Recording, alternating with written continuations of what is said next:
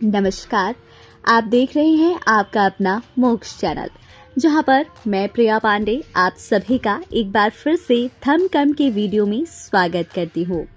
और आज हम बात करने वाले हैं कि ऐसा क्या हुआ था कि भगवान शिव ने कामदेव को भस्म कर दिया था। चलिए आपको बताते हैं कि उनसे जुड़ी एक पौराणिक कथा। दोस्तों, पौराणिक कथाओं के मुताबिक देवी पार्वती शिव जी से विवाह करना चाहती थी, लेकिन तपस्या में लीन शिव का ध्यान कभी उनकी ओर नहीं गया।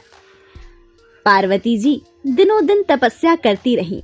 भगवान शिव को पाने के लिए उन्होंने बहुत तप किए, मगर भगवान शिव अपनी तपस्या में लीन कभी पार्वती पर ध्यान ही नहीं दे पाए।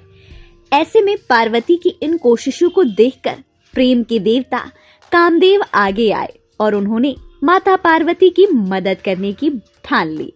ऐसे में भगवान शिव की तपस्या को भंग करना बहुत ही बड़ा काम था।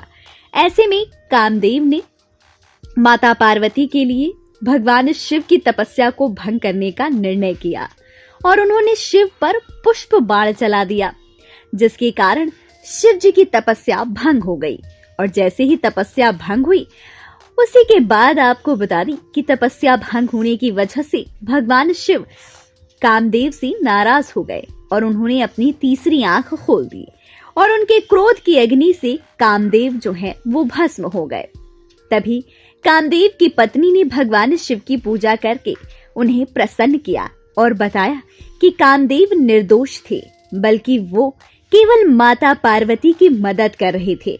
बाद में जब भगवान शिव को अपनी गलती का एहसास हुआ तो उन्होंने कामदेव को अगले जन्म में श्री कृष्ण के पुत्र प्रद्युम्न के रूप में जन्म लेने का वरदान दिया।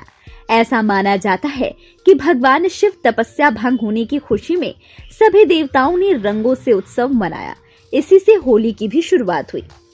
लेकिन इससे जुड़ी एक और पौराणिक कथा भी प्रचलित है, जो कि कामदेव की पत्नी रति से जुड़ी हुई है। क्योंकि जब भगवान शिव ने कामदेव को अपने तीसरे नेत्र खोलकर उन्हें अग्नि में भस्म कर दिया, तब कामदेव की पत्नी रति, जो कि पति सुख से वियोग में थी, वो पति सुख न भोग पाई थी, कोई संतान न उत्पन्न कर पाई थी। तभी कामदेव की पत्नी रति ने माता पार्वती को ये श्राप दिया कि वो कभी भी अपने कोख से बच्चे को जन्म नहीं दे पाएगी और जो वियोग उसने सहा है वो माता पार्वती भी सहेगी। ऐसे में माता पार्वती काफी ज्यादा परेशान हो गई और उनकी परेशानी को देखते हुए और फिर जब रति का गुस्सा शांत हुआ तो उन्हें एहसास हुआ कि उन्होंने गलत किया। और देवताओं ने जब माता पार्वती की तरफ से रति जी को इस बात का एहसास कराया कि उन्होंने गलत दे दिया है, माता पार्वती को श्राप दिया है, तो उन्होंने अपने श्राप को सुधारने के योग्य से ये कहा कि आप माँ तो बनेंगी, मगर किसी भी बच्चे को आप अपनी कोख से जन्म नहीं दे पाएंगी। इसीलिए माता पार्वती के 3 पुत्र पुत्री हैं, मगर किसी को भी माता पार्वती ने अपनी कोख से जन्म नहीं दिया है। तो दोस्तों, आशा करती हूँ हमारे आज के इस खास वीडियो में आपको माता पार्वती, कामदेव, रति और भगवान शिव से जुड़ी काफी महत्वपूर्ण जानकारी प्राप्त हुई होगी।